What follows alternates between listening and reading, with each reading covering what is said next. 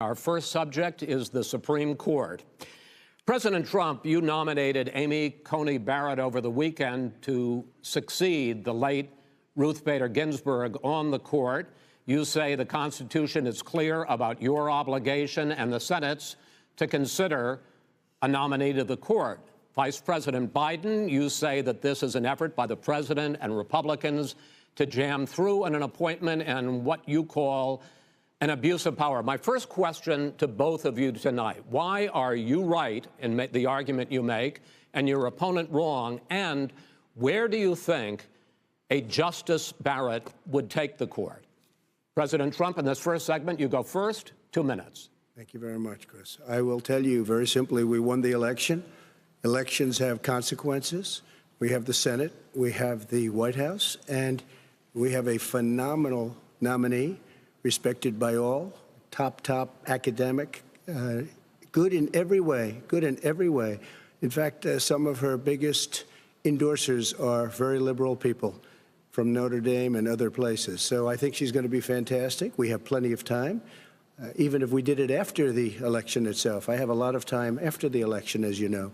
So I think that she will be outstanding. She's going to be as good as anybody that has served on that court. We really feel that. We have a professor at Notre Dame, highly respected by all, said she's the single greatest student he's ever had. He's been a professor for a long time at a great school. And we won the election, and therefore we have the right to choose her. And very few people knowingly would say otherwise. And by the way, the Democrats, they wouldn't even think about not doing it. If they had, the only difference is they'd try and do it faster. There's no way they would give it up. They had Merrick Garland, but the problem is they didn't have the election, so they were stopped. And probably that would happen in reverse also. Definitely would happen in reverse. So we won the election, and we have the right to do it, Chris. President Trump, thank you.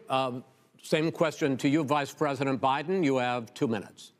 Well, first of all, thank you for doing this, and looking forward to this, Mr. President. Thank you, Joe.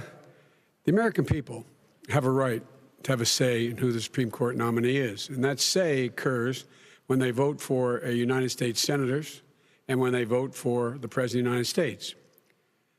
They're not going to get that chance now because we're in the middle of an election already. The election has already started. Tens of thousands of people have already voted.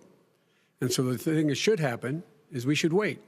We should wait and see what the outcome of this election is, because that's the only way the American people get to express their view is by who they elect as president and who they elect as vice president.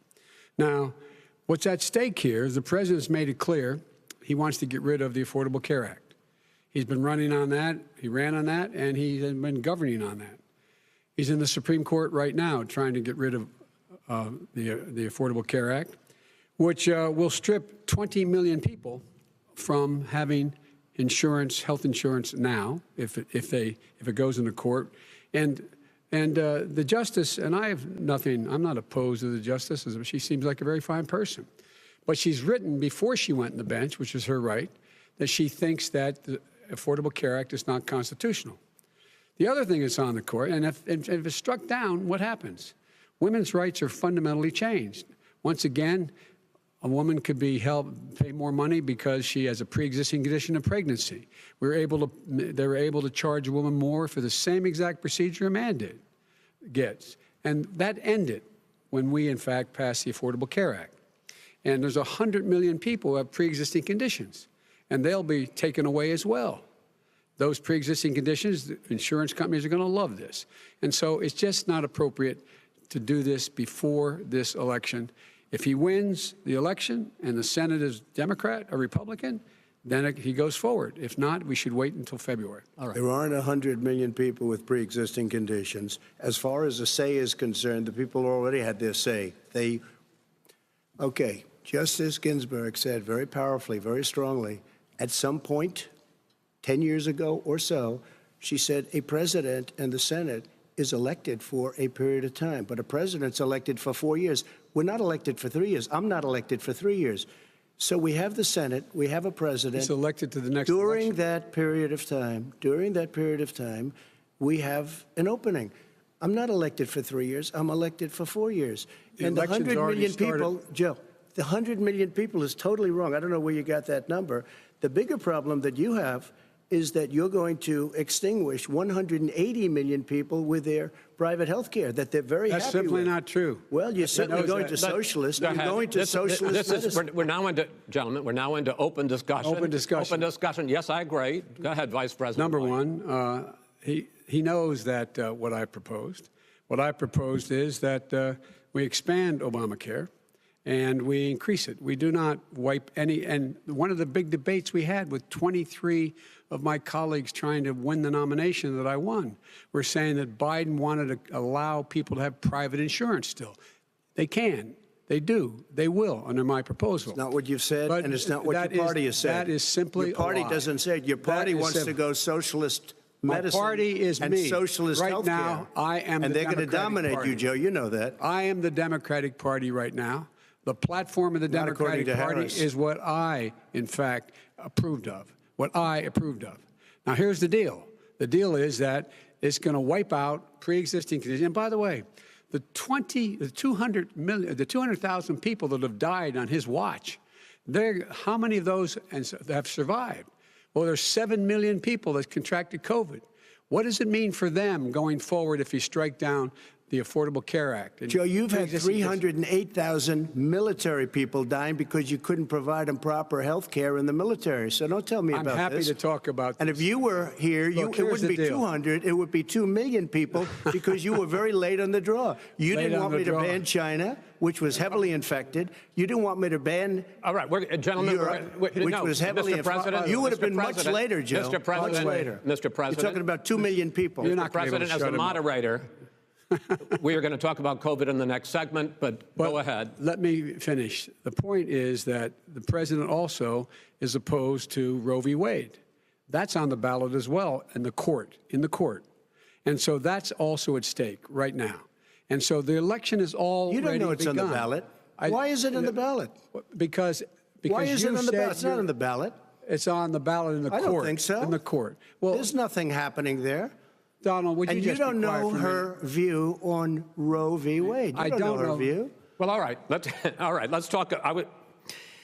We got a lot to unpack here, gentlemen. We got a lot of time. So on health care, and then we'll come back to Roe v. Wade. All right. Mr. President, the Supreme Court will hear a case a week after the election in which the Trump administration, along with 18 state attorneys general, are seeking to overturn That's right. Obamacare, to end Obamacare. You have spent the last... Because they want to give good health care. If I may ask my question, sir.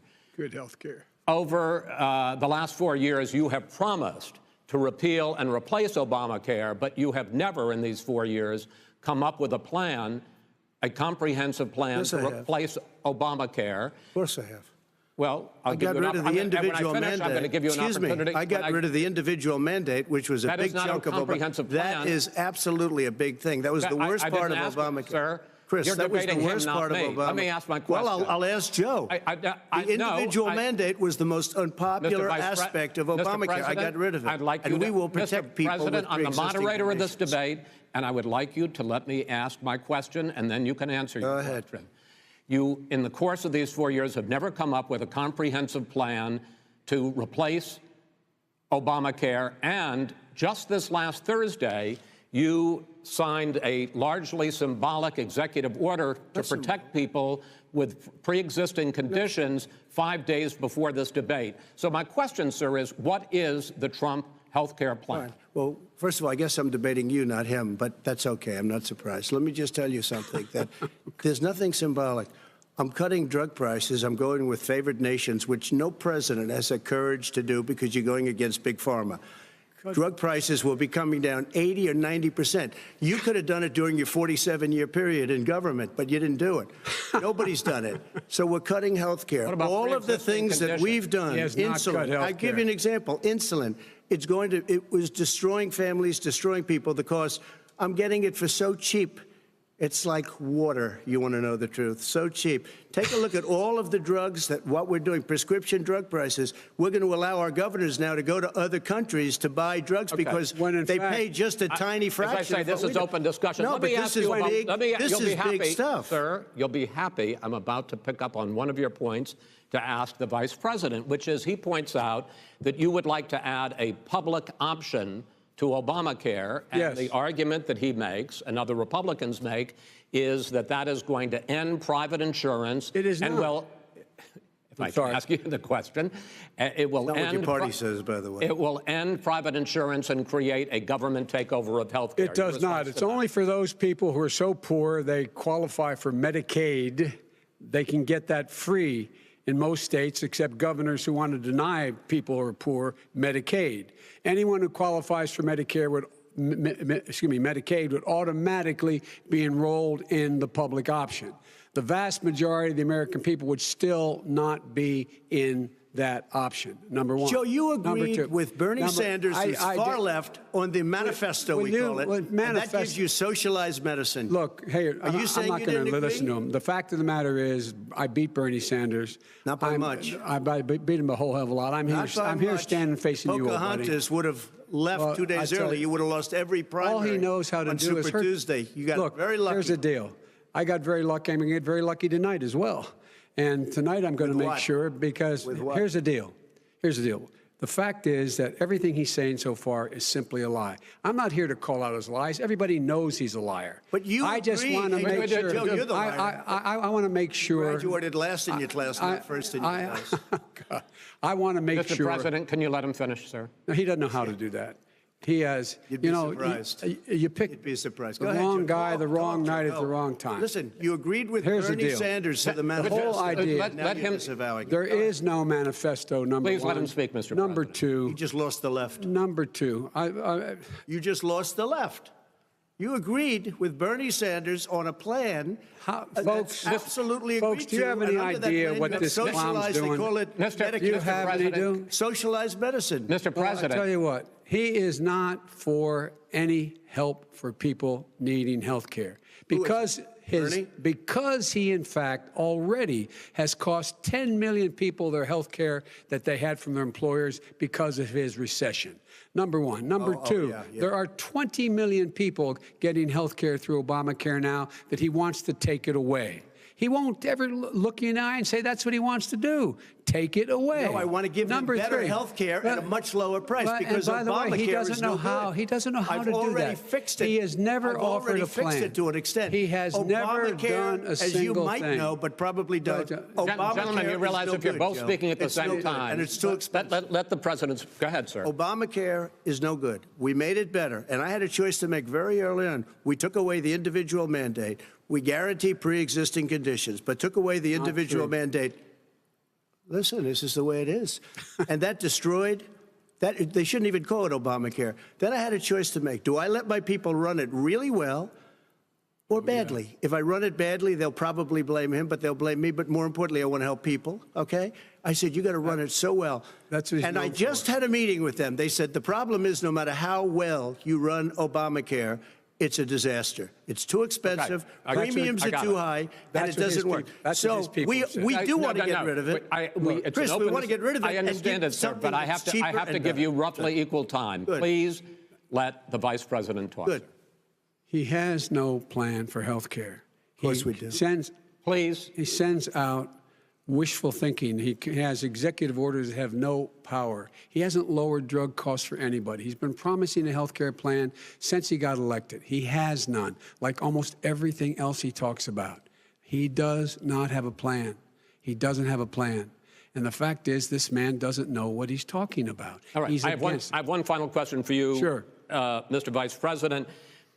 If Senate Republicans, we were talking originally about the Supreme Court here, if Senate Republicans go ahead and confirm Justice Barrett, there has been talk about ending the filibuster or even packing the court, adding to the 9 justices there. You call this a distraction by the president, but in fact, it wasn't brought up by the president. It was brought up by some of your Democratic colleagues in the Congress. So my question to you is, you have refused in the past to talk about it. Are you willing to tell the American people tonight whether or not you will support either ending the filibuster or packing the court? Whatever position I take on that, that'll become the issue. The issue is the American people should speak. You should go out and vote. You're in voting now. Vote and let your senators know how you gonna strongly pack you the feel. court? Vote now. gonna pack the Make court? sure you, in fact, let people know He doesn't wanna you're a answer the senator. question. I'm not going to answer the question Why because wouldn't you answer that because question? the question you is put a lot of the new question Supreme Court is justice, the radical question, left. Will you Who shut is up, on, man? Listen, who is on your list, Joe? This Who's is on your so list? Right, gentlemen, I think This we've is ended so this. He's going to pack the unprecedented. court. We have I'm not going to give a list. We have ended this segment. We're going to move on to the second segment. That was really a productive segment, wasn't it? Keep yapping, man. The people understand, Joe. They sure 47 years you've done nothing. They understand. All right. The second subject is COVID-19, which is an awfully serious subject, so let's try to be serious about it. We have had more than 7 million cases of coronavirus in the United States, and more than 200,000 people have died. Even after we produce a vaccine, experts say that it could be months or even years before we come back to anything approaching normal. My question for both of you is, based on what you have said and done so far and what you have said you would do starting in 2021, why should the American people trust you more than your opponent to deal with this public health crisis going forward? In this case, the question goes to you first, sir. 2 minutes uninterrupted. Good luck. 200,000 dead. As you said, over 7 million infected in the United States. We, in fact, have 5%, 4% of the world's population, 20% of the deaths. 40,000 people a day are contracting COVID. In addition to that, about between 750 and 1,000 people a day are dying. When he was presented with that number, he said, it is what it is. Well, it is what it is because you are who you are. That's why it is. The president has no plan. He hasn't laid out anything. He knew all the way back in February how serious this crisis was. He knew it was a deadly disease. What did he do? He's on tape as acknowledging he knew it. He said he didn't tell us or give people a warning of it because he didn't want to panic the American people. You don't panic. He panicked. In addition to that, what did he do? He went in and we were insisting that the Chinese, the people we had on the ground in China should be able to go to Wuhan and determine for themselves how dangerous this was. He did not even ask Xi to do that. He told us what a great job Xi was doing. He said we owe him a debt of gratitude for being so transparent with us. And what did he do then? He then did nothing. He waited and waited and waited. He still doesn't have a plan. I laid out back in March exactly what we should be doing. And I laid out again in July what we should be doing. We should be providing all the protective gear possible. We should be providing the money the House has passed in order to be able to go out and get people the help they need to keep their businesses open schools. It costs a lot of money. You should get out of your bunker and get out of the sand trap and get in your golf course and go in the Oval Office and bring together the Democrats and Republicans and fund what needs to be done now to save lives. So if we would have listened to you. You have 2 minutes, sir. If we would have listened to you, the country would have been left wide open. Millions of people would have died, not 200,000. And one person is too much. It's China's fault. It should have never happened. They stopped it from going in, but it was China's fault. And by the way, when you talk about numbers, you don't know how many people died in China. You don't know how many people died in Russia. You don't know how many people died in India. They don't exactly give you a straight count, just so you understand. But if you look at what we've done, I closed it, and you said he's xenophobic. He's a racist, and he's xenophobic because you didn't think I should have closed our country. Wait a minute. It's his 2 minutes. You didn't think we should have closed our country because you thought it was terrible. You wouldn't have closed it for another 2 months. By my doing it early, in fact, Dr. Fauci said, President Trump saved thousands of lives. Many of your Democrat governors said, President Trump did a phenomenal job. We worked with the governor. Oh, really? Go take a look. The governors said I did a phenomenal job. Most of them said that. In fact, people that would not be necessarily on my side said that. President Trump did a phenomenal job. We did. We got the gowns. We got the masks. We made the ventilators. You wouldn't have made ventilators. And now we're weeks away from a vaccine. We're doing therapeutics already. Fewer people are dying when they get sick. Far fewer people are dying. We've done a great job. The only thing I haven't done a good job, and that's because of the fake news. No matter what you say to them, they give you bad press on it. It's just fake news. They give you good press. They give me bad press because that's the way it is, unfortunately. But let me just tell you something. I don't care. I've gotten used to it.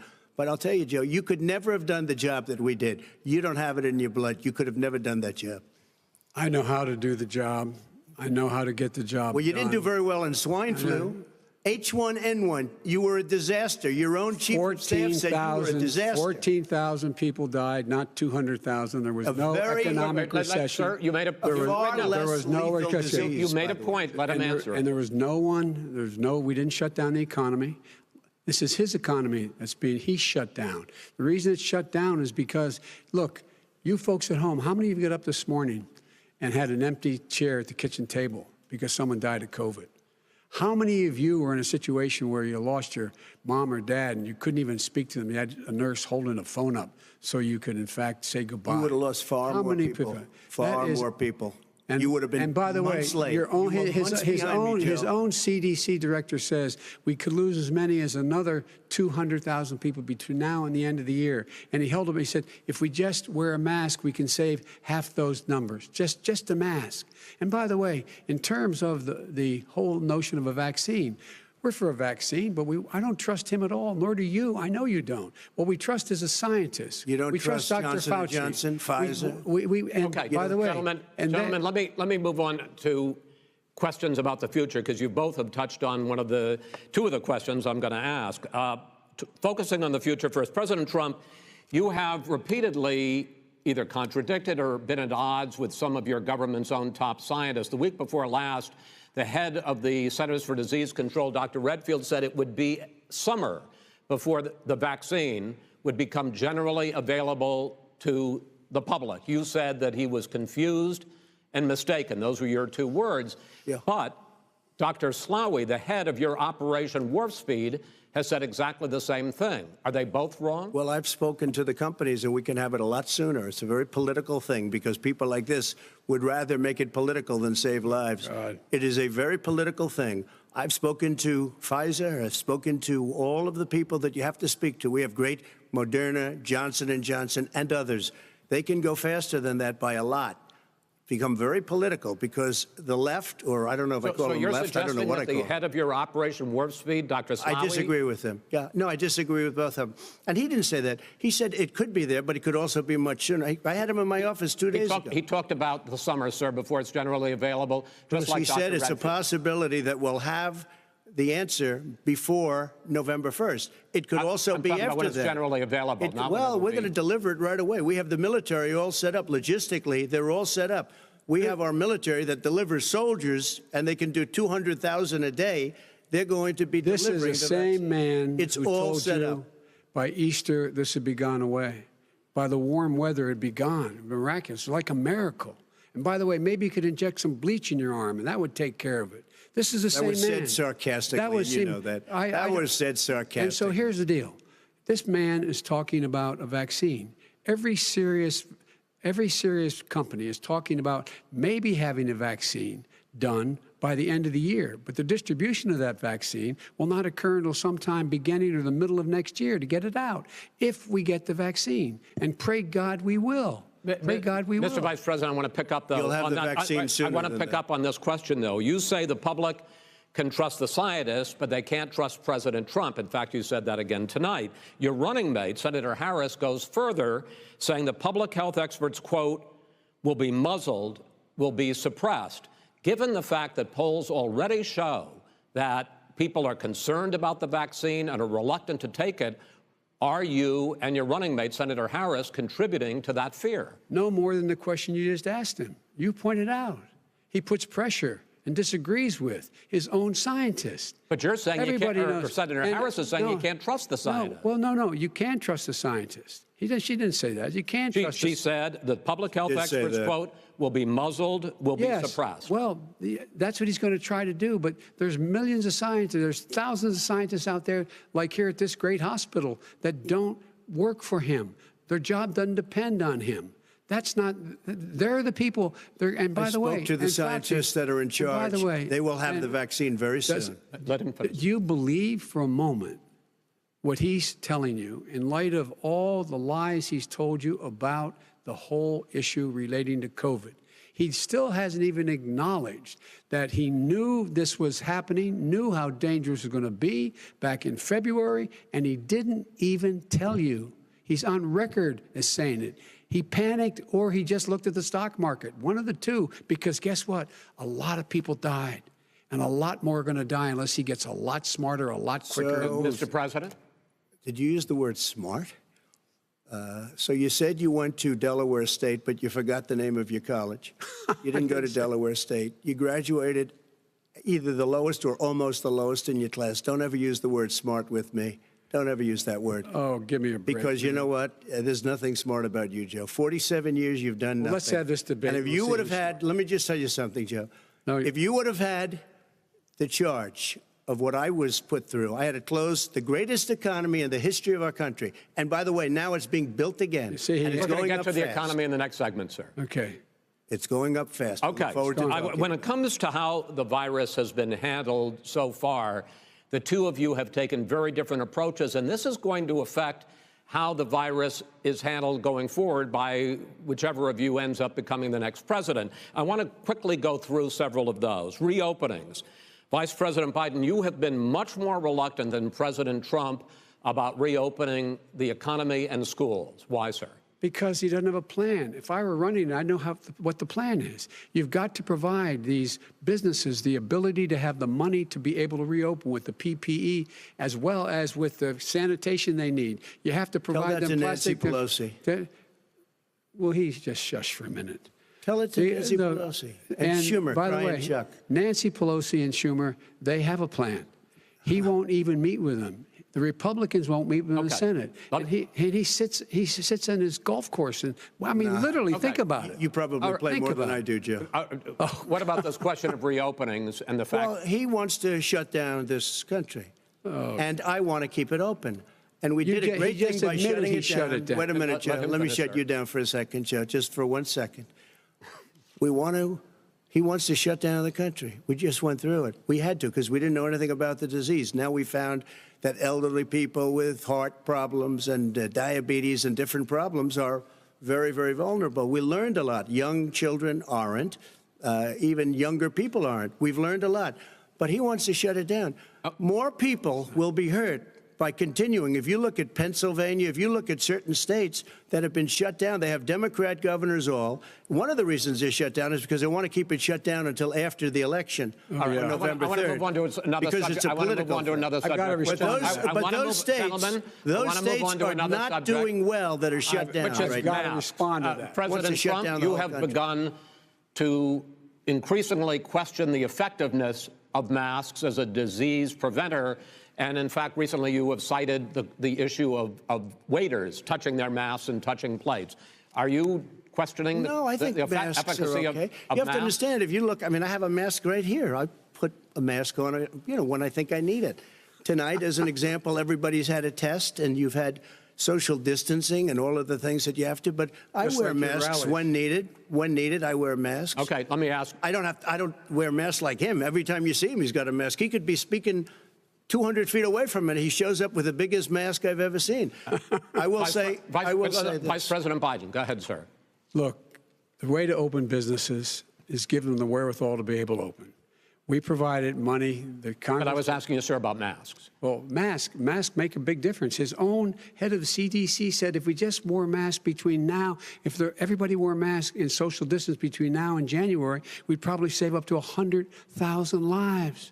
It matters. And they've also said the opposite. They've also said no serious person said the opposite. They've also said, well, look at Dr. Fauci. Dr. Fauci said the opposite. He did not say the opposite. We got a little bit more than a minute left in this segment. Masks are not good. Then he changed his mind. He said masks are good. I'm okay with masks. I want to ask you both about one last subject because your different approaches has even affected the way that you have campaigned. President Trump, you're holding large rallies with crowds packed together, thousands of people.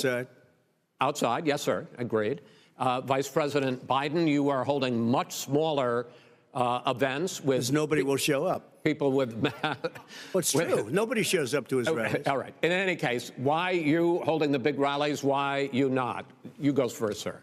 Because people want to hear what I have to say. I mean, But are you not done a worried great about it job spreading as a disease? president, and I'll have 35,000 people show up at airports. We use airports. Are you for not worried hangars, about and we the have a disease lot of issue, people. sir? Well, so far, we have had no problem whatsoever. It's outside. That's a big difference, according to the experts. And we do them outside. We have tremendous crowds, as you see. I mean, and literally on 24 hours notice. And Joe does the circles and has 3 people someplace. Okay. By the way, did you see sir. one of the last big rallies he had? And a reporter came up to him to ask him a question. He said, no, stand back. Put on your mask. Put on a mask. Have you been tested? I'm way far away from those other people. That's what he said. I'm going to be okay. He's not worried about you. He's not worried about the people out there breathing in one another. We've had no negative effect. No negative effect. We've had no negative effect. And we've had 35,000, 40,000 people at these rallies. Just quickly finish up because I want to move on to our next. Yes, I would. He's been totally irresponsible the way in which he has handled the social distancing and people wearing masks, basically encouraged them not to. All right. He's a fool on this. If you could get the crowds, you would have done the same thing. But you can't. Nobody cares. Gentlemen, can we move on to the economy? Gentlemen, can we move on to the economy? Yes. The economy is, I think it's fair to say, recovering faster than expected from the shutdown. Much faster. In the second quarter, the unemployment rate fell to 8.4% last month. The Federal Reserve says the hit to growth, which is going to be there, is not going to be nearly as big as they had expected. President Trump, you say we are in a V-shaped recovery. Vice President Biden, you say it's more of a K-shape. What difference does that mean to the American people in terms of the economy? President Trump, in this segment, you go first. So we built the greatest economy in history. We closed it down because of the China plague. When the plague came in, we closed it down, which was very hard psychologically to do. He didn't think we should close it down, and he was wrong. And again, 2 million people would be dead now instead of still 204,000 people is too much. One person is too much. Should have never happened from China. But what happened is we closed it down, and now we're reopening, and we're doing record business. We had 10.4 million people in a 4-month period that we've put back into the workforce. That's a record the likes of which nobody's ever seen before. And he wants to close down he will shut it down again. He will destroy this country. You know, a lot of people, between drugs and alcohol and depression, when you start shutting it down, you take a look at what's happening in some of your Democrat-run states where they have these tough shutdowns. And I'm telling you, it's because they don't want to open it. One of them came out last week. You saw that. Oh, we're going to open up on November 9th. Why November 9th? Because it's after the election. They think they're hurting us by keeping them closed. They're hurting people. People know what to do. They can social distance. They can wash their hands. They can wear masks. They can do whatever they want. But they got to open these states up. When you look at North Carolina, and these governors are under siege, Pennsylvania, Michigan, and a couple of others, you got to open these states up. It's not fair. You're talking about almost it's like being in prison. And you look at what's going on with divorce, look at what's going on with alcoholism and drugs. It's a very, very sad thing. And he'll close down the whole country. This guy will close down the whole country and destroy our country. Our country is coming back incredibly well, setting records as it does it. We don't need somebody to come in and say, let's shut it down. All right. Your 2 minutes, sir. We're now moved to you. As I said, posing the question, the president says it's a V-shaped recovery. You say it's a K-shaped recovery. What's the difference? The difference is millionaires and billionaires like him in the middle of the COVID crisis have done very well. Billionaires have made another $300 billion because of his profligate tax proposal, and he only focused on the market. But you folks at home, you folks living in Scranton and Claymont and all the small towns and working class towns in America, how well are you doing? This guy paid a total of $750 in taxes. Sir, wait, no, sir, it's his wrong statement. Yeah, I understand. You've agreed to the 2 minutes, so please let him have it. Do I get my time back? The fact is that he has, in fact, worked on this in a way that he's going to be the first president of the United States to leave office having fewer jobs in his administration than when he became president. Fewer jobs than when he became president. First one in American history. Secondly, the people who have lost their jobs are those people who have been on the front lines, those people who have been saving our lives, those people who have been out there dying, people who've been putting themselves in the way to make sure that we could all try to make it.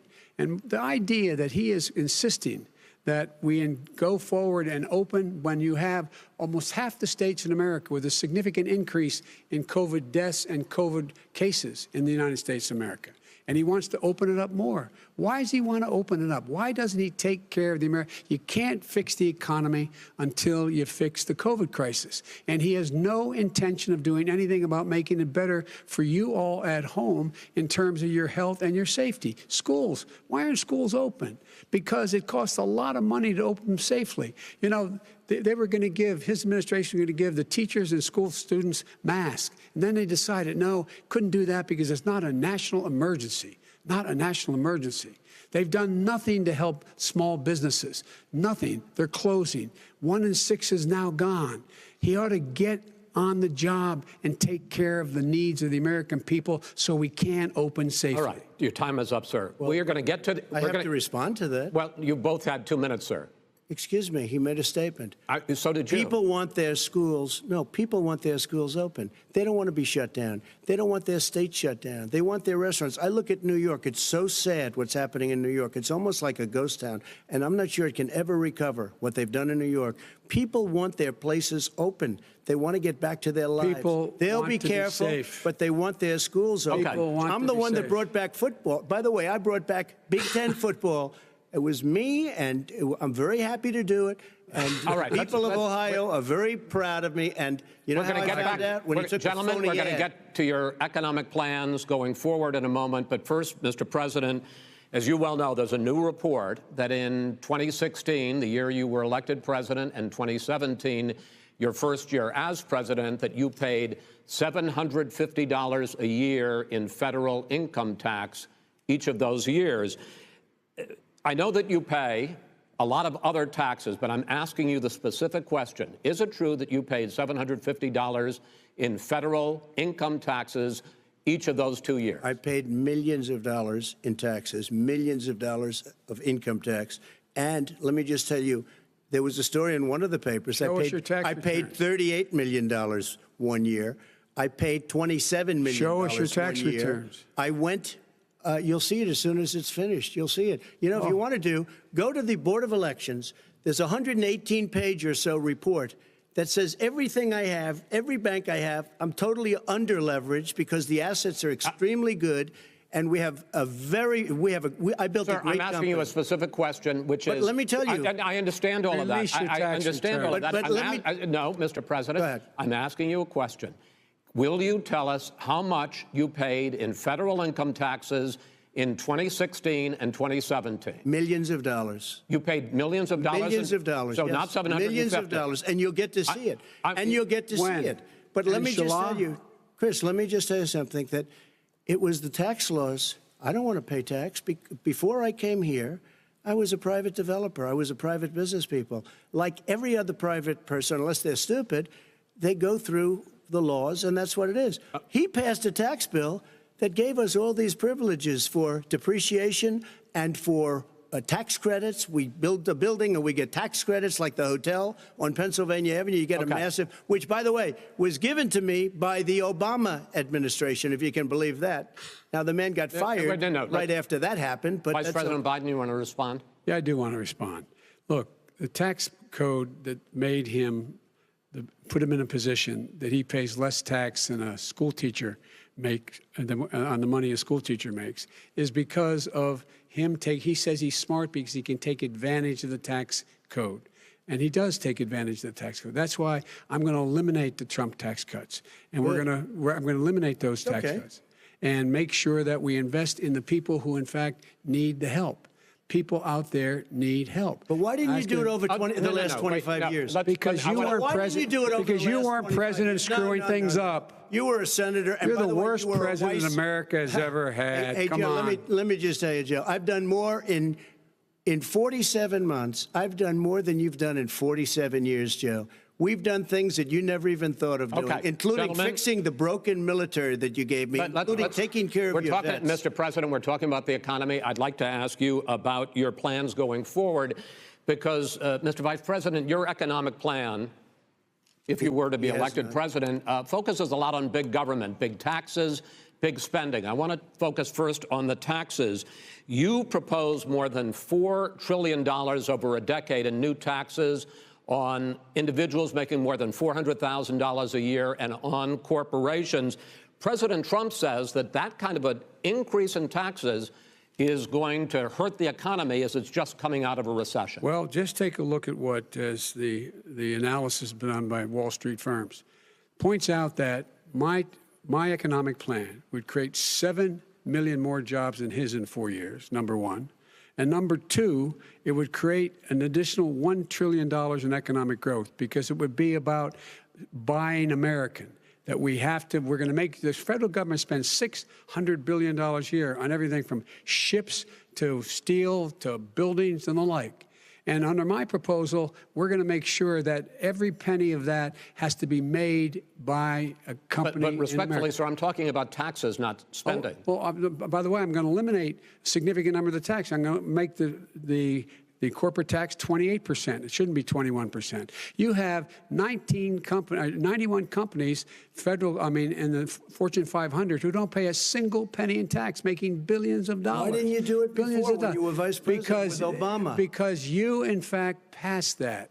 That was your tax proposal. I got it done. And you know what happened? Yeah, you got it done. Our economy boomed like it's never boomed. The economy is busted. Let me finish. Mr. President, let me pick up on that. You would continue your free market approach, lower taxes, more deregulation, correct? Not lower taxes for American people. Excuse me. But in Obama's, you talk about the economy booming, it turns out that in Obama's final 3 years as president, more jobs were created, 1.5 million more jobs than in the first 3 years of your presidency. They had the slowest recovery economic recovery since 1929. It was the slowest recovery. Also, they took over something that was down here. All you had to do is turn on the lights and you pick up a lot. But they had the slowest economic recovery since 1929. Let me tell you about the stock market.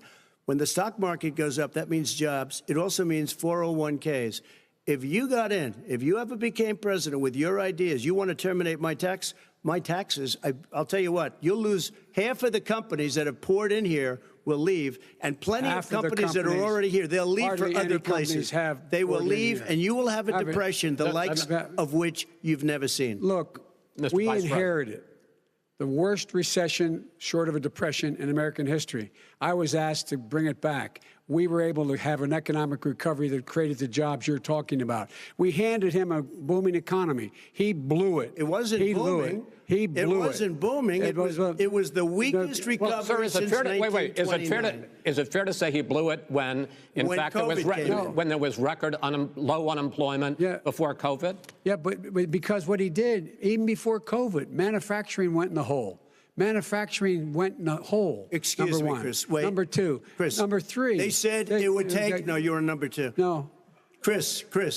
They said it would take a miracle to bring back manufacturing. I brought back 700,000 jobs. They brought back nothing. They gave up on manufacturing. Part of my standard fare. I'm the guy that brought back the automobile industry. All right, let him. We brought back. I was asked to bring back Chrysler and General Motors. We brought them back right here in the state of Ohio and Michigan. He blew it. They're gone. He blew it.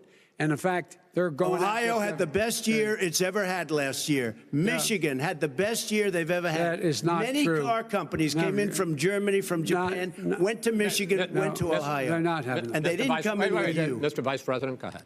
And so you take a look at what he's actually done. He's done very little. His trade deals are the same way. He talks about these great trade deals. You know, he talks about the art of the deal. China's perfected the art of the steal. We have a higher deficit with China now than we did before. We have the highest trade deficit with Mexico. China ate your lunch, down 18%. China ate your lunch, Joe, and no wonder your son goes in and he takes out billions of dollars. Takes out billions of dollars to manage. He makes millions of dollars. And also, while we're at it, why is it, just out of curiosity, the mayor of Moscow's wife gave your son $3.5 million. What did he do to deserve it? What did he do with Burisma to deserve $183,000? You've asked a question, let him answer. None of that is true. Oh, really? He didn't get $3.5 million? Mr. President, Mr. President, please. Totally discredited. totally discredited. And by the way, Well, wait, he let's didn't get talk- $3.5 million, Joe? Mr. Vice, He got Mr. $3.5 million. President, That is not true. Oh, really? Mr. Oh. President, But, it's an open discussion. Please, Now, It's a fact. Well, It you is have not a raised an fact. issue. Let the It's been Vice totally President answer. discredited. Did There was a Burisma pay him report. $183,000 a month with no experience in energy? Mr. Look, President, no job. My son did nothing wrong at Burisma. I think he did. and Mr. the only President, guy that let did him something- answer. He doesn't want to let me answer because he knows I have the truth. His position has been totally, thoroughly discredited. who? And The media? By everybody. Well, by the media, by our because they refuse to allies, by talk the about it World because they're Bank, embarrassed. by everyone has discredited. Matter of fact, even Mr. the people President, who please stop. testified under oath. So let me under ask you oath, this, Joe. under No, oath. go ahead, Mr. I'm listening to Even you. the people under. He got $3.5 million from testified- Moscow. He testified under oath in his administration, said, I did my job and I did it very well. Oh, I did really? it I'd like to honorably. know who they are. Well, I'll give you the list I'll of the fire people who them. testified. No, go ahead, sir. Sure, you've already fired most of them because they did a Some, good because job. some people don't do a well, good here's job. The, With you, Go they ahead. say- You get here's the wait a deal. minute. You get the final word, Mr. well, it's hard to get any word in with this clown. Excuse me, this. Hey, this let me just person. say, No. Mr. President. $3.5 Mr. million, President. Joe. That is simply Why did not he true. deserve $3.5 million from Did- Moscow? Look, here's the deal. We want to talk about families and ethics. I don't want to do that. I mean, his family we could talk about all night. His family's My already. family, No, let him go. my family already lost wrote. a fortune by coming down and helping Go us ahead. with Go ahead, government. sir. And that's such a. they're right That's here. it, Mr. That's President. such Every a great. single one of them lost This a is not fortune about President. my coming and family or helping his us with family. It's government. about your family, They the didn't American collect people. $3.5 million He for doesn't. nothing. That's not true. It doesn't want to talk about what you need. You, the American people. It's about you. That's what we're talking about. you here. should All right, It's that's not the, about end here. that's the end of the Shouldn't have segment. taken the money. We're moving on. He didn't take them. Well, Vice it's a very- President, but Chris, no, can I be honest? It's a very important Try to be question. honest. No, That's a He good stood thing. up. No, he stood up, the answer to and the he question is threatened no. Ukraine. No, sir. With $1 billion, Sir, if you don't that get rid of is the absolutely you know what, you're- not stop. You're on true. tape doing it. You're going to You're on have tape. True. Gentlemen, Is- I hate to raise Chris, my voice, but he's on it seems tape. to be, why should I be different than the two of you? So here's the Got a deal. good point. We have 6 segments. We have ended that segment. We're going to go to the next segment. In that segment, you each are going to have 2 uninterrupted moments. In those 2 uninterrupted minutes, Mr. President, you can say anything you want. I'm going to ask a question about race, but if you want to answer about something else, go ahead. But I think that the country would be better served if we allowed both people to speak with fewer interruptions. I'm appealing to you, sir, to do that. Well, and him too. Well, frankly, you've been doing more interrupting Well, that's than all he right, has. but he does plenty. Well, less than, sir, less there's than. plenty. No, less than you have. Let's please continue on. The issue of race. Vice President Biden, you say that President Trump's response to the violence in Charlottesville 3 years ago, when he talked about very fine people on both sides, was what directly led you to launch this run for president. Oh, yeah, sure. President Trump, you have often said that you believe you have done more for black Americans than any president, with the possible exception of Abraham Lincoln. My question for the two of you is, why should voters trust you rather than your opponent to deal with the race issues facing this country over the next 4 years? Vice President Biden, you go first. It's about equity and equality. It's about decency. It's about the Constitution. And we have never walked away from trying to require equity for everyone, equality for the whole of America. But we've never accomplished it. But we've never walked away from it like he has done. It is true. The reason I got in the race is when those people, close your eyes, remember what those people look like coming out of the fields carrying torches, their veins bulging, just spewing anti-Semitic bile, and accompanied by the Ku Klux Klan. A young woman got killed. And they asked the president what he thought. He said there were very fine people on both sides. No president has ever said anything like that. It is who's Now, 2 second, minutes, sir. Second point I'd make to you is that when Floyd was killed, when Mr. Floyd was killed, there was a peaceful protest in front of the White House. What did he do? He came out of his bunker, had the military use tear gas on him so he could walk across to a church and hold up a Bible. And then what happened after that? The bishop of that very church said that it was a disgrace. The general who was with him said all he ever wants to do is divide people, not unite people at all.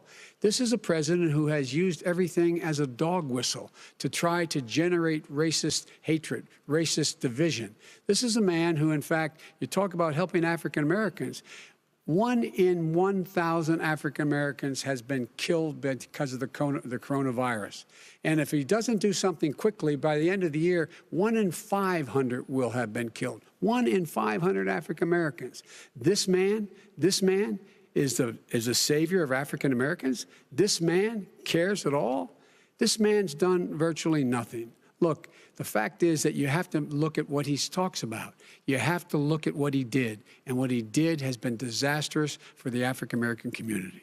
So, President Trump, you have 2 minutes. Why should Americans trust you over your opponent to deal with racism? he did a crime bill, 1994, where you call them super predators, African Americans, the super predators, and they've never forgotten it. They've never forgotten it, Joe. No, sir, it's his 2 minutes. So you did that, and they call you a super predator, and I'm letting people out of jail now that you have treated the African American population community, you have treated the black community about as bad as anybody in this country. You did the 1990, and that's why, if you look at the polls, I'm doing better than any Republican has done in a long time, because they saw what you did. You call them super predators, and you've called them worse than that, because you look back at your testimony over the years, you've called them a lot worse than that. As far as the church is concerned, and as far as the generals are concerned, we just got the support of 250 military leaders and generals, total support. Law enforcement, almost every law enforcement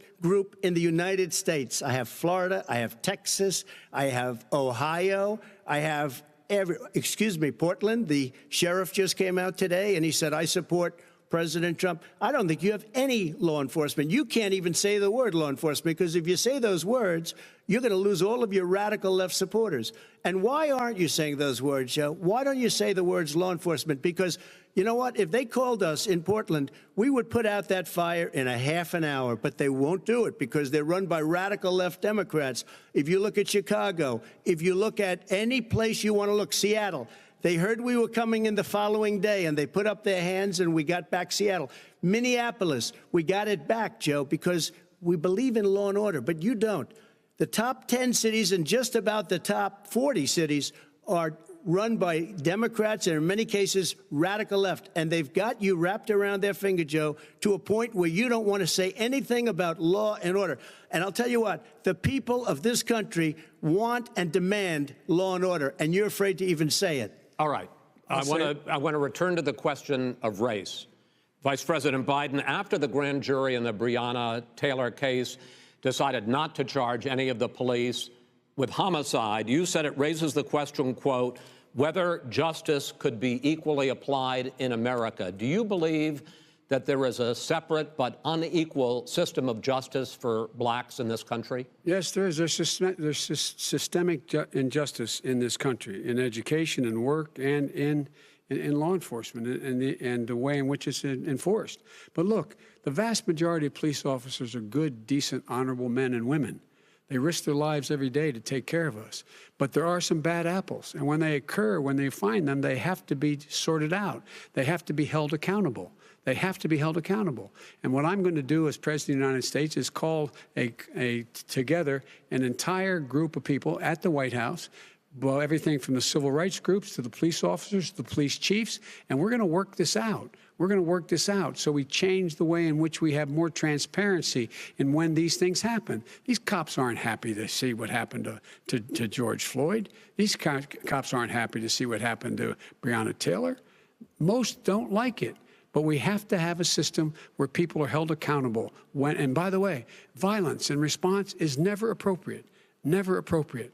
Peaceful protest is. Violence is never appropriate. All right. What is peaceful protest? When they run through the middle of a town and burn down your stores and kill people all over the place, that and you is say not peaceful peaceful. protest? President No, Trump, it's I'm not not, asking. but you say it is. President Trump, I'd like to continue with the issue of race. I promise we're going to get to the issue of law and order in a moment. This month, your administration directed federal agencies to end racial sensitivity training that addresses white privilege or critical race theory. Why did you decide to do that, to end racial sensitivity training? And do you believe that there is systemic racism in this country, sir? I ended it because it's racist. I ended it because a lot of people were complaining that they were asked to do things that were absolutely insane, that it was a radical revolution that was taking place in our military, in our schools, all over the place, and you know it, and so does everybody else. And he would know. What is radical about racial sensitivity training, sir? If you were a certain person, you had no status in life. It was sort of a reversal. And if you look at the people, we were paying people hundreds of thousands of dollars to teach very bad ideas and, frankly, very sick ideas. And really, they were teaching people to hate our country. And I'm not going to do that. I'm not going to allow that to happen. We have to go back to the core values of this country. They were teaching people that our country is a horrible place, it's a racist place, and they were teaching people to hate our country. And I'm not going to allow that to happen. Vice President Biden? Nobody's doing that. He's the racist. You just don't know. Here's the deal. I know a lot more about this than he does. Let him finish. The fact is that there is racial insensitivity. People have to be made aware of what other people feel like, what insults them, what is demeaning to them. It's important to people know they don't want to. Many people don't want to hurt other people's feelings, but it makes a big difference. It makes a gigantic difference in the way a child is able to grow up and have a sense of self-esteem. It's a little bit like how this guy and his friends look down on so many people. They look down their nose on people like Irish Catholics like me and grew up in Scranton. They look down on people who don't have money. They look down on people who are of a different faith. They look down on people who are a different color. In fact, we're all Americans. The only way we're going to bring this country together is bring everybody together. There's nothing we cannot do if we do it together. We can take this on and we can defeat racism in America. President Trump, sir. During the Obama-Biden administration, there was tremendous division.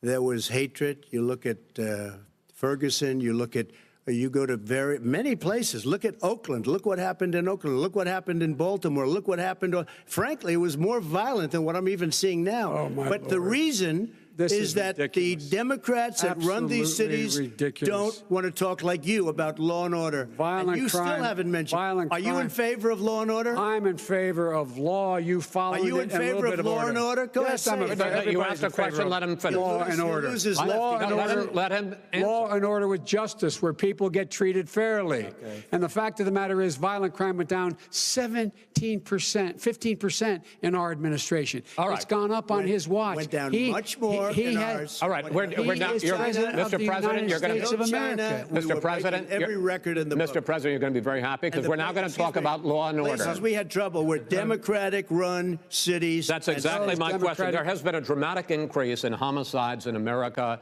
this summer, particularly, and you often blame that on Democratic mayors and Democratic governors, but in fact, there have been equivalent spikes in Republican-led cities like Tulsa and Fort Worth.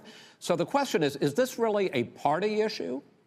I think it's a party issue. You can bring in a couple of examples, but if you look at Chicago, what's going on in Chicago, where 53 people were shot and 8 died, shot. If you look at New York, where it's going up like nobody's ever seen anything, the numbers are going up 100, 150, 200%. Crime. It is crazy what's going on. And he doesn't want to say law and order because he can't, because he'll lose his radical left supporters. And once he does that, it's over with. But if he ever got to run this country and they ran it the way he would want to run it, our suburbs would be gone. By the way, our suburbs would be gone, and you would see problems like you've never seen. He would know a suburb unless he took a wrong turn. Oh, I know suburbs. He would not. So much Go ahead. Wait a minute. I was raised in the suburbs. This is not 1950. All these dog whistles on racism don't work anymore. Suburbs are by and large integrated. There's many people today driving their kids to soccer practice and/or to black and white and Hispanic in the same car as there have been any time in the past. What really is a threat to the suburbs and their safety is his failure to deal with COVID. They're dying in the suburbs. His failure to deal with the environment. They're being flooded. They're being burned out because his refusal to do anything. That's why the suburbs are in trouble. I do want to talk about this issue of law and order, though. And in the joint recommendation that came from the Biden-Bernie Sanders task force, you talked about, quote, reimagining policing. Yeah. First of all, what does reimagining policing mean, and do you support? It means. Let me, if I might finish the question. What does reimagining policing mean, and do you support the Black Lives Matter call for community control of policing? Look, what I support is the police having the opportunity to deal with the problems they face. And I'm totally opposed to defunding the police officers. As a matter of fact, local police, the only one defunding in his budget calls for a $400 million cut in local law enforcement assistance. They need more assistance. They need, when they show up for a 9/11 call, to have someone with them as a psychologist or psychiatrist to keep them from having to use force and be able to talk people down. We have to have community policing like we had before, where the officers get to know the people in the communities. That's when crime went down. It didn't go up, it went down.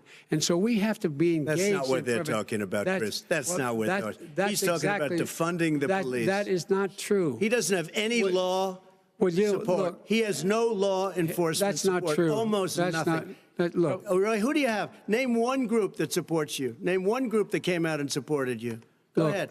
Think. We have time. We don't have time to do anything. No, think about it.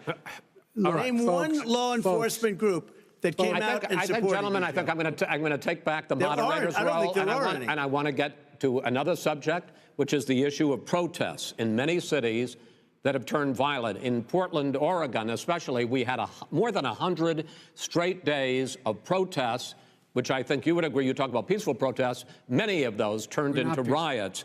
Mr. Vice President, you say that people who commit crimes should be held accountable. The question I have, though, is, as the Democratic nominee, and earlier tonight you said that you are the Democratic Party right now, have you ever called the Democratic mayor of Portland or the Democratic governor of Oregon and said, hey, you got to stop this, bring in the National Guard, do whatever it takes, but you stop the days and months of violence in Portland? I don't hold public office now. I am a former vice president. I've made it clear in my public statements that the violence should be prosecuted. It should be prosecuted, and anyone who commits it. But you've never called for the people, the leader. Excuse me, sir.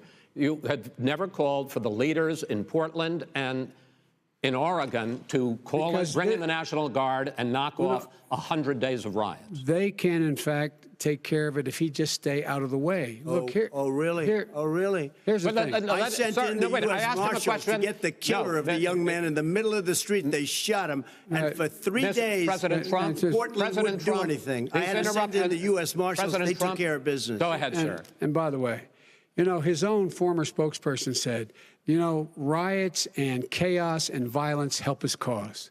That's what this is all about. I don't know who said that. I do. Who? I think Kellyanne Conway. I don't think she said that. She said that. And so here's the But here's the point. The point is that that's what he keeps trying to rile everything up. He doesn't want to calm things down.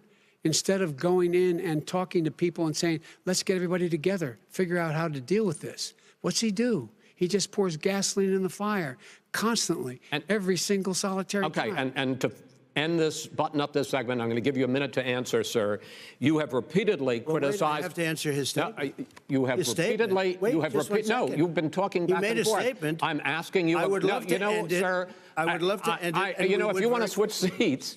We could very quickly. We could do that, but I'd send in the National Guard, it would be over. There'd be no problem. Okay. But they don't want to accept the National Guard. You have repeatedly criticized the vice president for not specifically calling out Antifa and other left-wing extremist groups.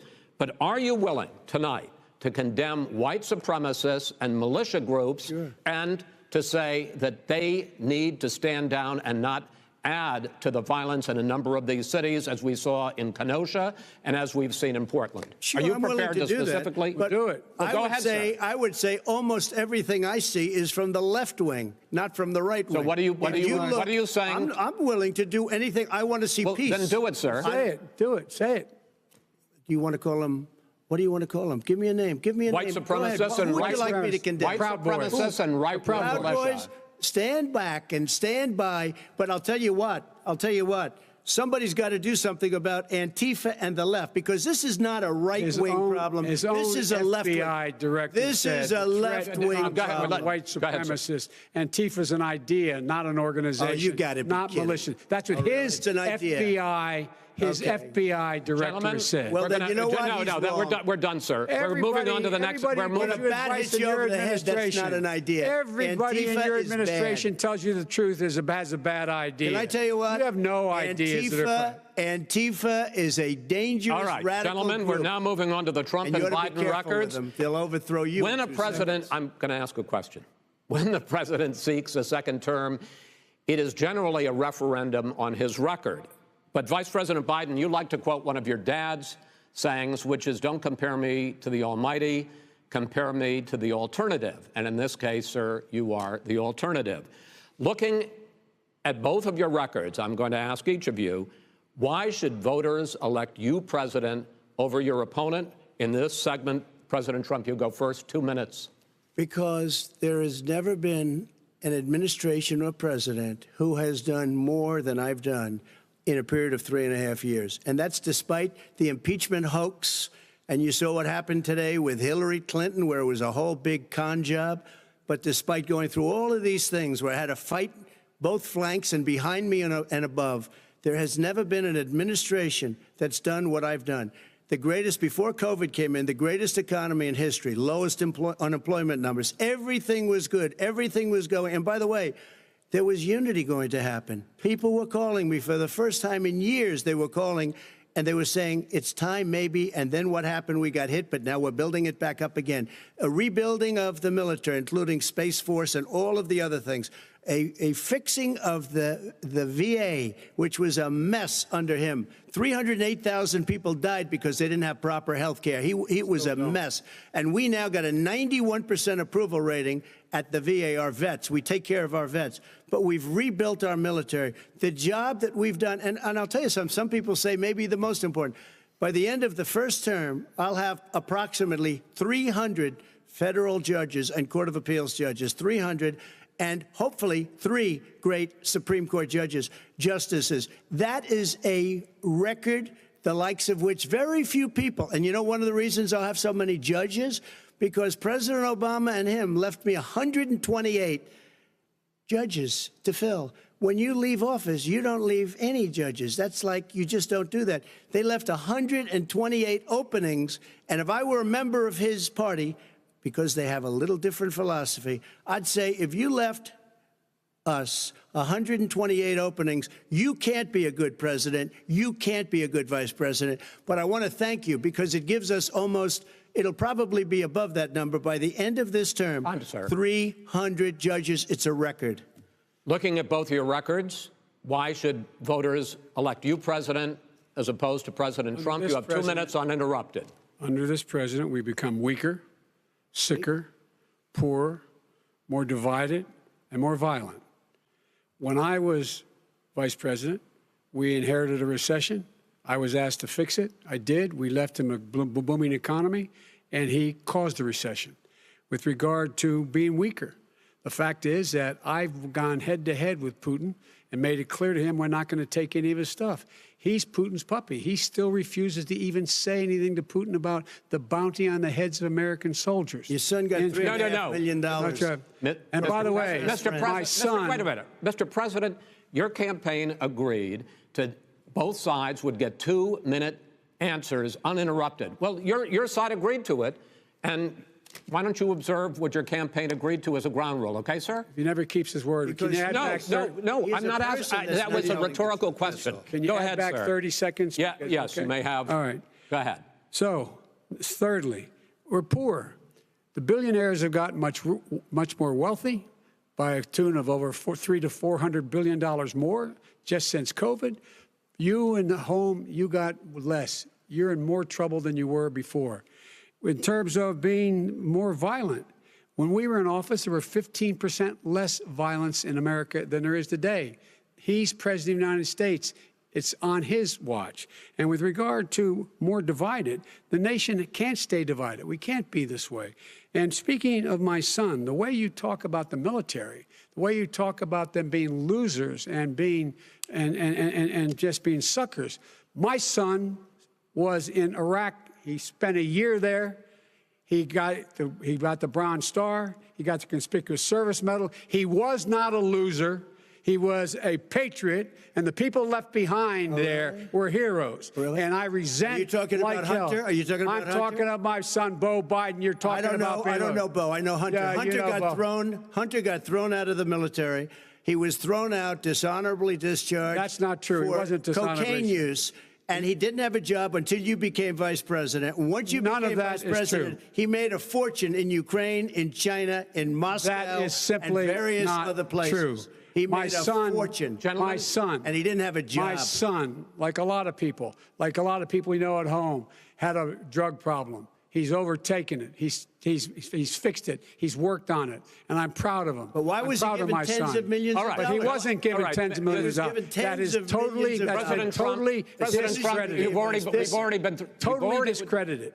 We've already been through this. I think the American people would rather hear about more substantial subjects. Well, you know, as the moderator, sir, I'm going to make a judgment call here. Gets $3.5 million from the mayor of Moscow. Let's talk about I think it's a gentlemen. That report is totally discredited. Mitt Romney on that committee said it wasn't worth taxpayers' money. That report, it was written for political reasons. You know, I'd like to talk about climate change. So would I. Okay. The forest fires in the West are raging now. They have burned millions of acres. They have displaced hundreds of thousands of people. When state officials there blame the fires on climate change, Mr. President, you said, I don't think the science knows. Over your 4 years, you have pulled the U.S. out of the Paris Climate Accord. You have rolled back a number of Obama environmental records. What do you believe about the science of climate change? And what will you do in the next 4 years to confront it? I want crystal clean water and air. I want beautiful, clean air. We have now the lowest carbon. If you look at our numbers right now, we are doing phenomenally. But I haven't destroyed our businesses. Our businesses aren't put out of commission. If you look at the Paris Accord, it was a disaster from our standpoint. And people are actually very happy about what's going on because our businesses are doing well. As far as the fires are concerned, you need forest management in addition to everything else. The forest floors are loaded up with trees, dead trees that are years old, and they're like tinder, and leaves and everything else. You drop a cigarette in there, the whole forest burns down. You've got to have forest management. What do you You've got to have cuts. What do you believe about the science of climate change, sir? I believe that we have to do everything we can to have immaculate air, immaculate water, and do whatever else we can that's good. You know, we're planting 1 billion trees, the Billion Tree Project, and it's very exciting for a lot of people. You believe that human pollution, greenhouse gas emissions contributes to the global warming of this planet? I think a lot of things do, but I think to an extent, yes. But I also think we have to do better management of our forests. Every year, I get the call, California's burning. California's burning. If that was cleaned, if you had forest management, good forest management, you wouldn't be getting those calls. You know, in Europe, they have forest cities. They're called forest cities. They maintain their forests. They manage their forests. I was with the head of a major country. It's a forest city. He said, sir, we have trees that are far more, they ignite much easier than California. There shouldn't be that problem. I spoke with the governor about it. I'm getting along very well with the governor. But I said, you know, at some point, you can't every year have hundreds of thousands of acres of land just burned to the ground. That's burning down because of a lack of management. But, sir, if you believe in the science of climate change, why have you rolled back the Obama Clean Power Plan, which limited carbon emissions in power plants? Why have you relaxed? Because it was driving energy prices through the sky. Why have you relaxed fuel economy standards that are going to create more pollution from cars and trucks? Well, not really, because what's happening is the car is much less expensive and it's a much safer car, and you're talking about a tiny difference. And then what would happen, because of the cost of the car, you would have at least double and triple the number of cars purchased. We have the old slugs out there that are 10, 12 years old. If you did that, the car would be safer. It would be much cheaper by $3,500. In the case of California, they've simply ignored. No, but you would take a lot of cars off the market because people would be able to afford a car. Now, and by the way, we're going to see how that turns out. But a lot of people agree with me, many people. The car has gotten so expensive because they have computers all over the place for an extra little bit of gasoline. And, and I'm okay with electric cars, too. I think I'm all for electric cars. I've given big incentives for electric cars. But what they've done in California is just crazy. Right. Vice President Biden, I'd like you to respond to the president's climate change record, but I also want to ask you about a concern. You proposed $2 trillion in green jobs. You talk about new limits, not abolishing, but new limits on fracking, ending the use of fossil fuels to generate electricity by 2035, and zero net emission of greenhouse gases by 2050. The president says a lot of these things would tank the economy and cost millions of jobs. He's absolutely wrong, number one. Number two, if in fact, during our administration, the Recovery Act, I was in charge, able to bring down the cost of renewable energy to cheaper than or as cheap as coal and gas and oil. Nobody's going to build another coal-fired plant in America.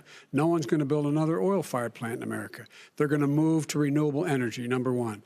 Number two, we're going to make sure that we are able to take the federal fleet and turn it into a fleet that's run on their electric vehicles. Making sure that we can do that, we're going to put 500,000 charging stations and all of the highways that we're going to be building in the future. We're going to build an economy that, in fact, is going to provide for the ability of us to take 4 million buildings and make sure that they, in fact, are weatherized in a way that, in fact, they'll emit significantly less gas and oil because the heat will not be going out. There's so many things that we can do now to create thousands and thousands of jobs. We can get to net zero in terms of energy production by 2035. Not only not costing people jobs, creating millions of good paying jobs, not 15 bucks an hour, but prevailing wage, by having a new infrastructure that, in fact, is green. And the first thing I will do, I will rejoin the Paris Accord. I will join the Paris Accord because with us out of it, look what's happening. It's all falling apart. And talk about someone who has no relationship with foreign policy.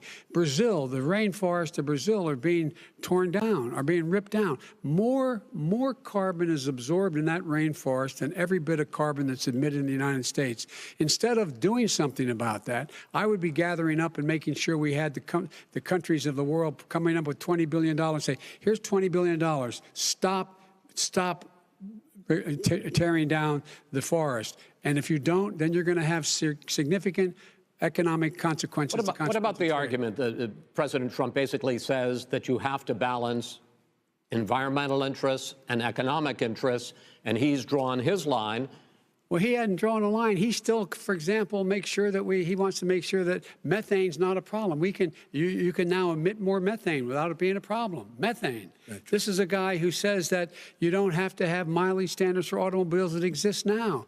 This is the guy who says that, well, the fact that it's all true. And here's the deal. He's talking about the Green New Deal, and it's not $2 billion or $20 billion, as you said. It's $100 trillion. I'm talking about where they want to rip down buildings and rebuild the building. No, it's the dumbest, most ridiculous. Where airplanes are out of business, where two-car systems are out, where they want to take out the cows too. You know, that's not true either, right? This is a $100 trillion. Look, that's more money than our country could make in 100 years if we're not going to the case. All right, let me because I actually, wait a minute, sir. I actually have studied your plan, and it includes upgrading 4 million buildings, weatherizing 2 million homes over 4 years, building 1.5 million energy-efficient homes. So the question becomes, the president is saying, I think some people who support the president would say that sounds like it's going to cost a lot of money and hurt the economy. What it's going to do is going to create thousands and millions of jobs, good-paying jobs. Let him finish, sir. He doesn't know how to do that. $100 billion. The fact is, it's going to create millions of good-paying jobs, and these tax incentives for people to weatherize, which he wants to get rid of. It's going to make the economy much safer. Look how much we're paying now to deal with the hurricanes. By the way, he has an answer for hurricanes. He said maybe we should drop a nuclear weapon on them. They may. I never said that. That's what he did say. You made it up. And here's the deal. You make up. We are going to be in a position where we can create hard hard, good jobs by making sure the environment is clean and we all are in better shape. We spend billions of dollars now, billions of dollars on floods, hurricanes, rising seas. We're in real trouble. Look what's happened just in the Midwest with these storms that come through and wipe out entire sections and counties in Iowa. That didn't happen before. They're because of global warming. We make up 15% of the world's problem. We, in fact, but the rest of the world, we've got to get them to come along. That's why we have to get back into the Paris Accord. All right, gentlemen. Wait a minute, Chris. So why didn't he do it for 47 years? You were vice president. Why didn't you get the world? China sends up real dirt into the air. Russia does. India does. They all do. We're supposed to be good. And by the way, he made a couple of statements. The Green New Deal is $100 trillion. That is not my plan. That's the Green well, New you want to Deal rebuild every is building. not my plan. You want to rebuild every. If he knew anything about, if he knew anything he made a about, statement about the military. He said I said something about the military. He and his friends made it up, and then they went with it. I never said it. Okay. That is what not he true. did is he You're done in said this segment. he called the military Mr. Vice President, stupid bastards. I and he did said not it on say tape. that. He said Mr. stupid bastards. Please, He sir, said it. stop. I would never I say would that Play to the it. military. Play it. Go ahead. You're Mr. on Vice tape. President answered his final question. The final question is, I can't remember which of all his rantings. I'm having a little trouble myself. But and about the economy and about this question of what it's going to cost. The economy. I mean, the Green New Deal and the idea of what your environmental changes will do. The Green New Deal will pay for itself as we move forward. We're not going to build plants that, in fact, are great polluting plants. So do you We're going to support build the Green New Deal? Pardon me? Do you support No, I don't support the Green New Deal. Oh, you don't? Oh, well, that's a big statement. I that support means you the just Biden. lost the radical left. I Oh, support you the don't. Biden plan that I put forward. Okay. The Biden plan, which is different than what he calls the radical Green New Deal. All right, gentlemen, final segment, election integrity. As we meet tonight, millions of Americans are receiving mail-in ballots or going to vote early. How confident should we be that this will be a fair election? And what are you prepared to do over the next 5+ weeks, because it'll not only be to Election Day, but also counting some ballots, mail-in ballots after Election Day? What are you prepared to do to reassure the American people that the next president will be the legitimate winner of this election? In this final segment, Mr. Vice President, you go first. Prepared to let people vote. They should go to iwillvote.com. Decide how they're going to vote, when they're going to vote, and what means by which they're going to vote. His own Homeland Security director, and as well as the FBI director, says there is no evidence at all that mail-in ballots are a source of being manipulated and cheating. They said that. The fact is that there are going to be millions of people because of COVID that are going to be voting by mail-in ballots, like he does, by the way. He sits behind the Resolute desk and sends his ballot to Florida, number one. Number two, we're going to make sure that those people who want to vote in person are able to vote because enough poll watchers are there to make sure they can socially distance. The polls are open on time, and the polls stay open until the votes are counted. And this is all about trying to dissuade people from voting because he's trying to scare people into thinking that it's not going to be legitimate. Show up and vote. You will determine the outcome of this election. Vote, vote, vote. If you're able to vote early in your state, vote early. If you're able to vote in person, vote in person. Vote whatever way is the best way for you, because he cannot stop you from being able to determine the outcome of this election. And in terms of whether or not, when the votes are counted, and they're all counted, that will be accepted. If I win, that will be accepted. If I lose, that'll be accepted. But by the way, if in fact he says he's not sure what he's going to accept, well, let me tell you something. It doesn't matter, because if we get the votes, it's going to be all over. He's going to go. He can't stay in power. It won't happen. It won't happen. So vote. Just make sure you understand you have it in your control to determine what this country is going to look like the next 4 years. Is it going to change, or are you going to get 4 more years of these lies?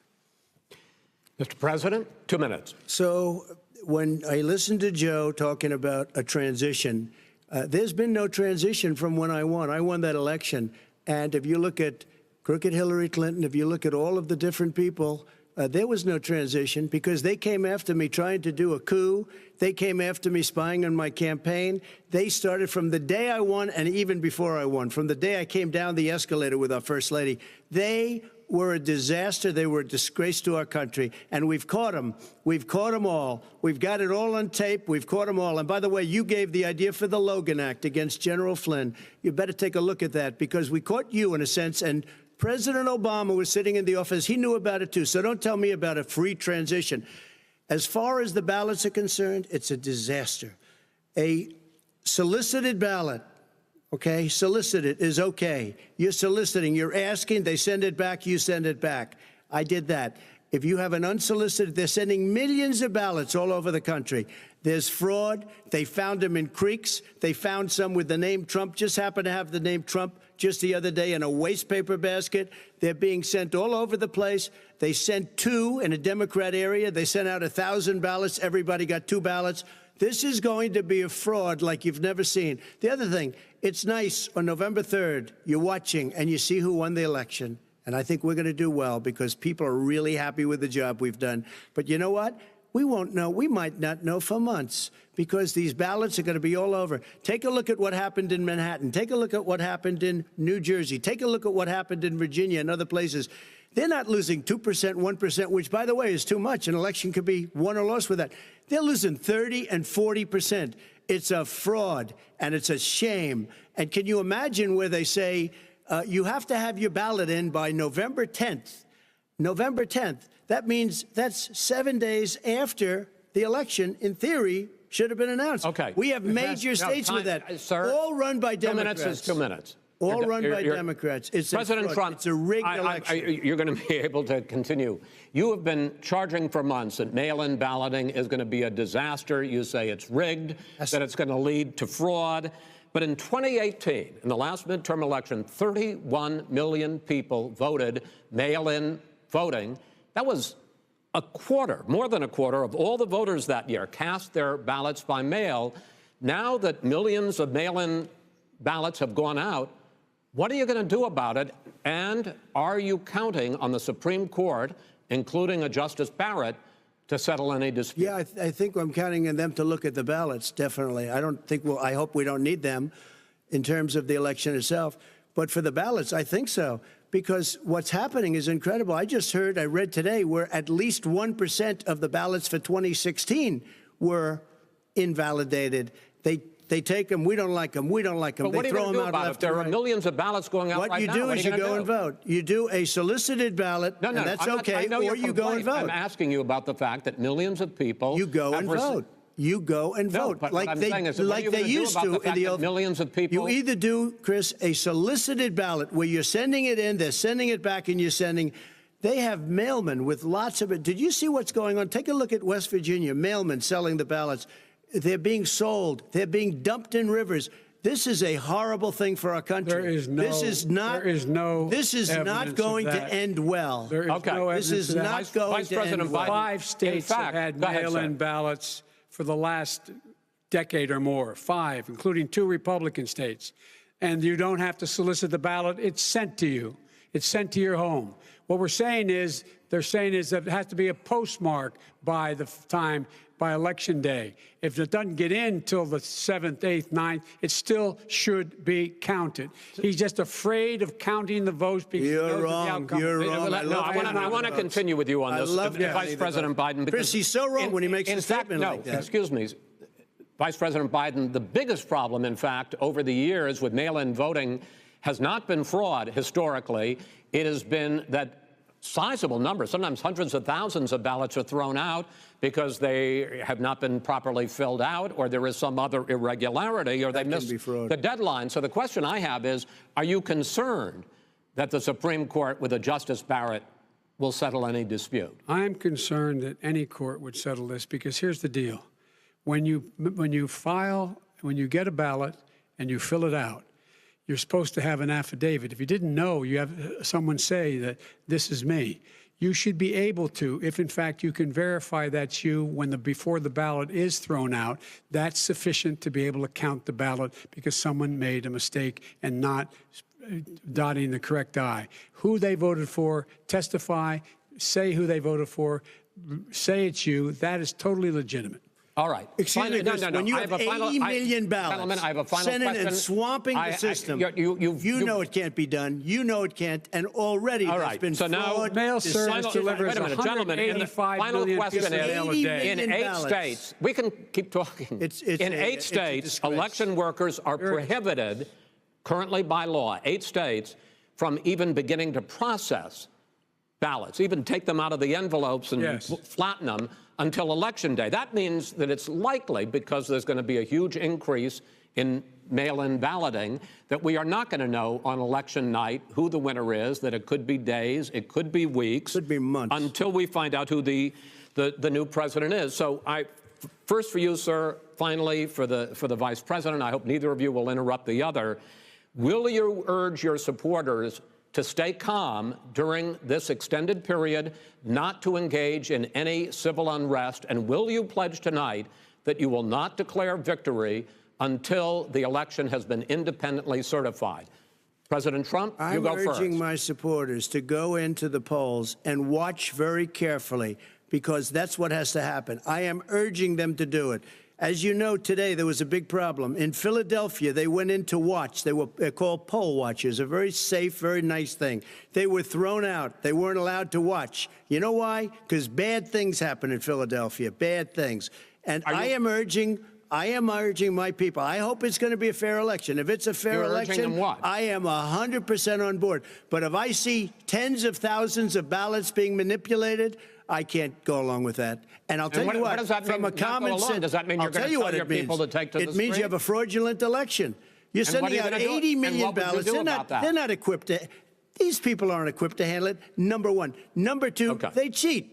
They cheat. Hey, they found ballots in a waste paper basket 3 days ago, and they all had the name military ballots. They were military. They all had the name Trump on them. Vice President you think Biden, that's good? Vice President Biden, final question for you. Will you urge your supporters to stay calm while the vote is counted, and will you pledge not to declare victory until the election is independently certified? Yes, and here's the deal. We count the ballots, as you pointed out. Some of these ballots in some states can't even be opened until Election Day. And if there's thousands of ballots, it's going to take time to do it. And by the way, our military, they've been voting by ballots since the end of the Civil War, in effect. And that's what's going to happen. Why was it not? Why is it for them somehow not fraudulent? It's the same process. It's honest. No one has established at all that there is fraud related to mail-in ballots, that somehow it's a fraudulent process. It's already been established. Take a look at Carolyn Maloney's race. You had an opportunity to respond. Look at Carolyn Maloney. Go ahead. They have no idea what happened. Vice President Biden, go ahead. He has no idea what he's talking about. Here's the deal. The fact is, I will accept it, and he will too. You know why? Because once the winner is declared, after all the ballots are counted, all the votes are counted, that'll be the end of it. That'll be the end of it. And if it's me, in fact, fine. If it's not me, I'll support the outcome. And I'll be a president not just for the Democrats. I'll be a president for Democrats and Republicans. And this guy, I want to see an honest ballot count. Gentlemen, you say that's the end of it? This is the end of this debate? Honest ballot count. We're going to leave it there. To be continued as in more debates as we go on. President Trump, Vice President Biden, it's been an interesting hour and a half. I want to thank you both for participating in the first of 3 debates that you have agreed to engage in.